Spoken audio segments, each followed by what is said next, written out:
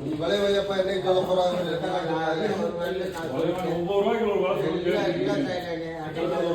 இப்படியெல்லாம் கேட்டா நான் வியாபாரம் வாங்குறதா 9 ரூபாய்க்கா குட்டி நிறைய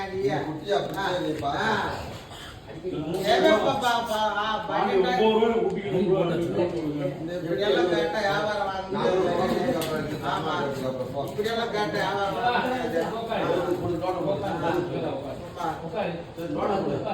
கூட எவ்வளவு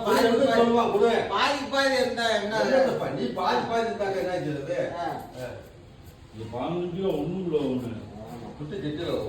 மழை ராத்திரி மழை நினைச்சதுல ராத்திரி மழைக்கு இல்ல பொருளை குட்டி இல்ல நேற்று ஒண்ணு இல்ல